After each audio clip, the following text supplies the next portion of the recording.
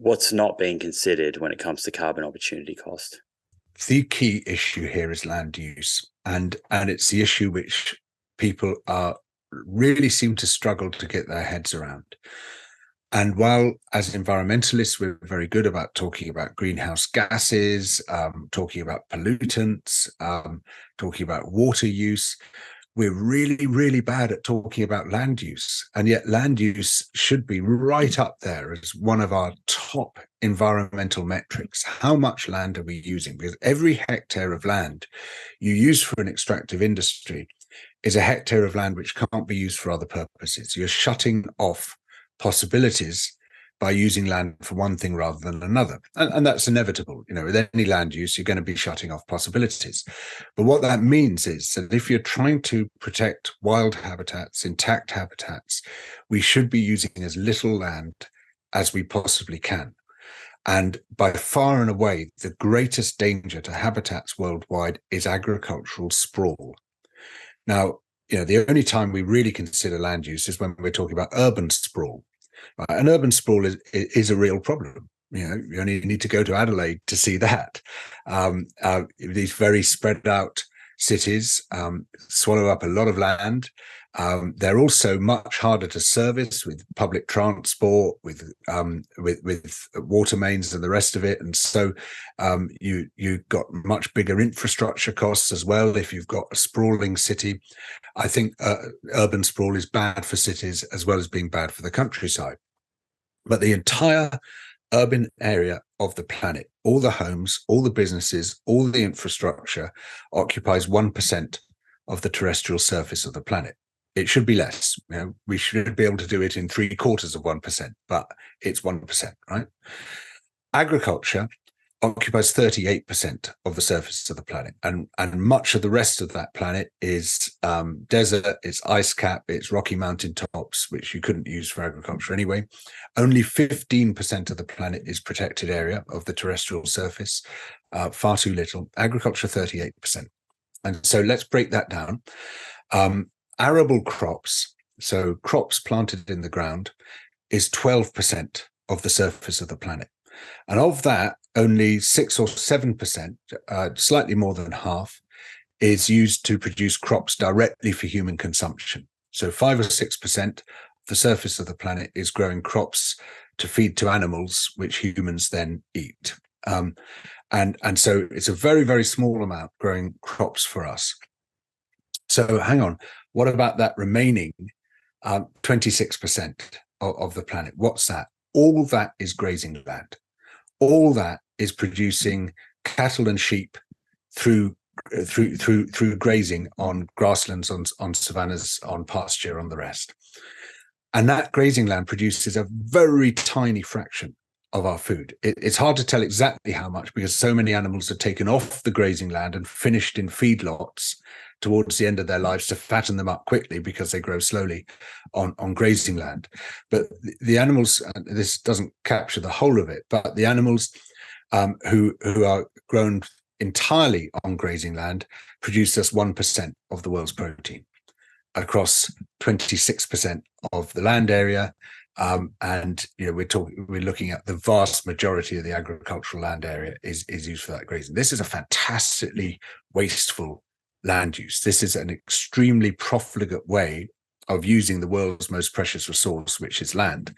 And every hectare that occupies is a hectare which could otherwise have been occupied by a wild ecosystem, by a rainforest, by a savanna, by a natural grassland. And the great majority of the world's species depend on wild ecosystems for their survival. In fact, Earth systems themselves depend on wild ecosystems for their survival. So the worst thing you can possibly do is to take away wild ecosystems on an industrial scale. Now, there was a very interesting paper published a couple of years ago, which said, what would happen if we did what all the Alan Savorys of this world and the celebrity chefs and the food writers and all those other influencers told us to do, which is to stop eating feedlot beef and switch to pasture-fed, grass-fed beef instead. And this has become this great foodie thing. You should all be eating grass-fed beef.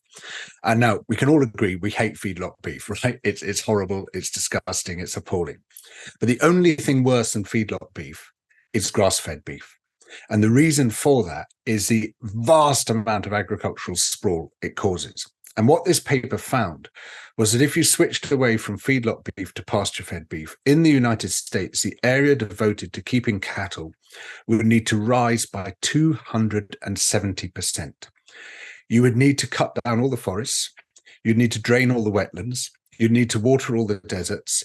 You'd need to degazette all the national parks. You need to demolish all the cities, and you would still be importing a lot of your beef from Brazil.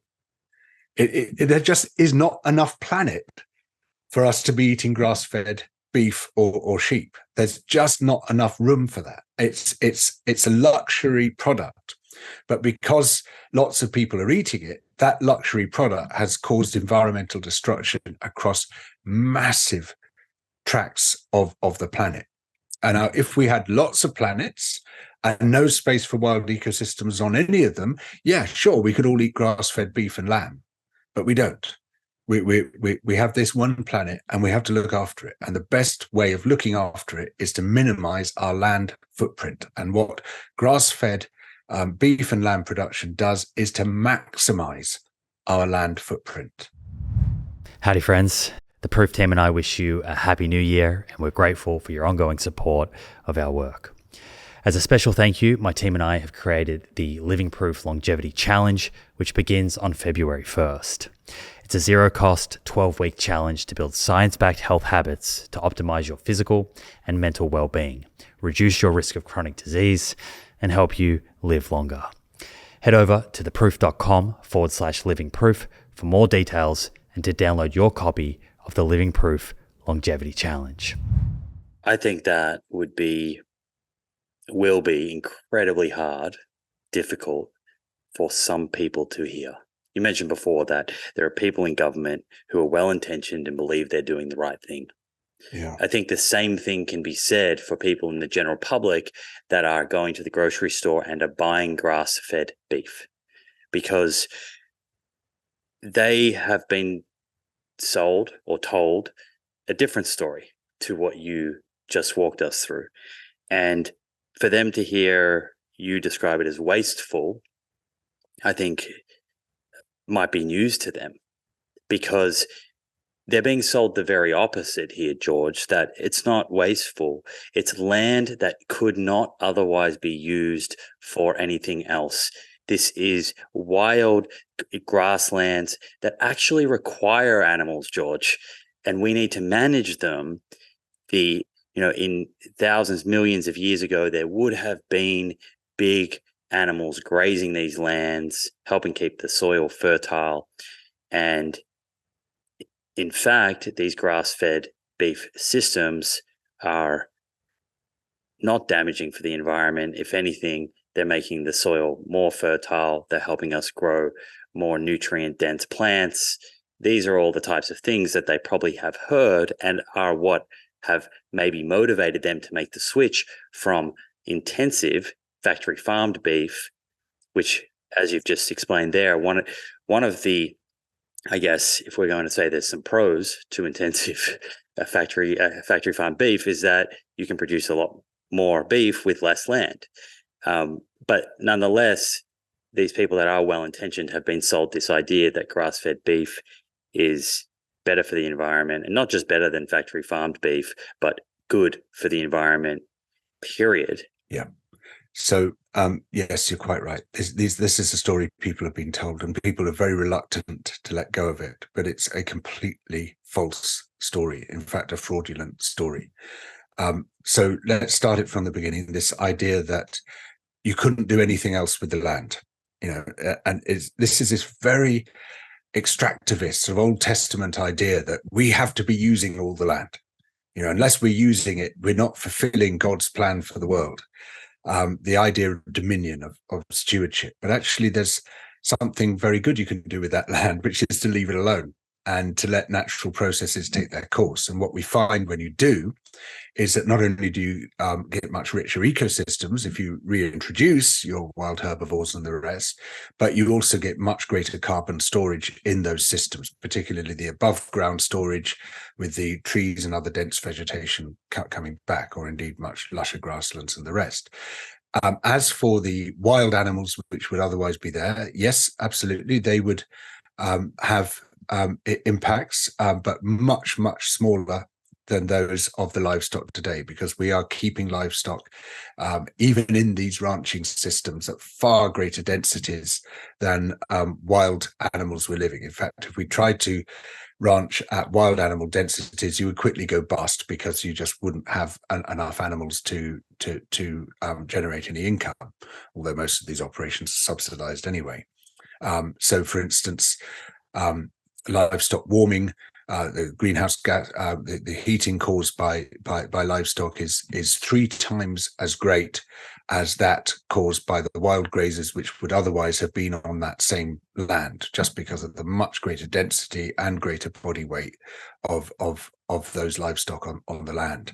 And there's been a fantastic amount of bullshit about, well, buffalo, bison were living on this land before, and so they would have been producing just as much greenhouse gas emission. No, sorry, it's about 1/6 in the US, and they were only on some of the land. They weren't as nearly as universal as cattle were, and they had very different impacts on that land, because they graze in very different ways to the ways that cattle do.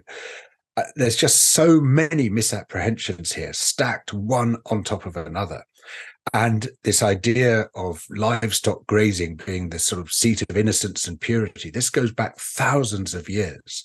So, people like me trying to say, well, this is what the science says, are battling not just against the PR of the livestock industry, this very constant, concerted and effective lobbying effort, but also against this massive weight of millennia of culture, which says that livestock farming is a good and a pure thing. And this goes back in the secular tradition to Theocritus in the 3rd century BC with his bucolics, where he was looking back nostalgically. He was living in the city of Alexandria, looking back to Sicily, where he was brought up, and creating this sort of nostalgic idyll of the shepherds sitting under the trees, telling stories, playing their pipes, having sex with each other, not actually doing any work, but this sort of idyll of beautiful innocence and leisure. He created this very powerful story, which was then picked up by Virgil, who moved the action to Arcadia in the rocky heart of the Peloponnese in Greece, and expanded on this story in his Eclogues, showing the shepherd as being the good ruler, the sheep as being the good subjects of the ruler. It sort of turns it into this big political parable. A similar tradition was then being pursued in the Old Testament, which was written by the descendants of people who were herders, people like Abraham, whose flocks darkened the plains. And it was his descendants who were writing the Old Testament. These were the settled descendants of pastoral peoples. And right from the outset, it says herding animals is good, and doing anything else is bad. So that's Cain versus Abel. So Cain, a tiller of the ground, kills Abel, the herder of beasts, the beloved of God. It's pretty clear from the outset what the agenda here is. And then later on, the city is this cursed place, Sodom and Gomorrah, or Nahum saying, "Woe to the bloody city! It is full of lies and robbery. The prey departeth not." And this story is repeated and repeated and repeated, that the virtuous life is the herding life. And then when Jesus comes along, he's simultaneously Agnus Dei, the Lamb of God, and the Good Shepherd. And he tells his disciples to feed my sheep, and the disciples become the first pastors. And pastor, of course, means priest, but actually the Latin means shepherd. Pastor is Latin for shepherd, and it's still the case in the Western Church that the bishop's pastoral staff is in the shape of a shepherd's crook. And so this is deeply embedded, this story, in our lives. And then the two traditions, the religious tradition and the secular tradition, were brought together in the Renaissance by people like Dante, Boccaccio, Petrarch, and then picked up in England by Marlowe, by Shakespeare, by Spencer, by Herbert, and many others. to tell this story, which sort of brings together the goodness embodied in it in religion and the goodness embodied it in the Theocritan tradition, to really embed this idea that the shepherd with his flocks, or the cowhand with his cows, is the seat of virtue in our society, and that is what's good and pure, and that's absolutely central to society. Then this gets picked up in the 19th century or early 20th century in the US with the myths of the cowboy. And the cowboy is the Theocritan shepherd, sleeping under the stars, singing his songs, contemplating nature. Not until Brokeback Mountain having sex with other cowboys, but so it wasn't till then that you got the sort of full Theocritan tradition completely recapitulated, but is absolutely in that same mold. That's why, it instantly resonated with people, the myth, and it's a complete myth. What was really going on in the Wild West was utterly brutal and horrible and genocidal, but this myth is created where the cowboy is the hero, just as in Theocritus, going back thousands of years. And this carries on today, like children's books, particularly, books for very young children, pre-literate children. A huge proportion of them are about livestock farms. Not a livestock farm that you or I would recognize, a livestock farm with one pig, one cow, one cat, one chicken, one horse, one rosy-cheeked farmer, and they all talk to each other and live in harmony like a family. And there's no indication of why the animals might be there or where they might be going. And so this idea that extensive animal keeping is good for us and good for the planet and central to our culture, this is embedded in our minds at a very early age and reinforced through endless cultural tropes. So it's not surprising that it resonates with people. It's not surprising that people latch onto it and say, oh yeah, that's good. Cattle grazing in the fields, that's what we want to see. That's a good thing. This is arguably the most destructive thing we have ever done to the planet. It is the principal cause of habitat destruction, the principal cause of the dispossession of indigenous people. It's been absolutely devastating. And yet, while we can see the dirt of fossil fuels, we cannot see the dirt of cattle ranching because we're blinded by those thousands of years of ideology.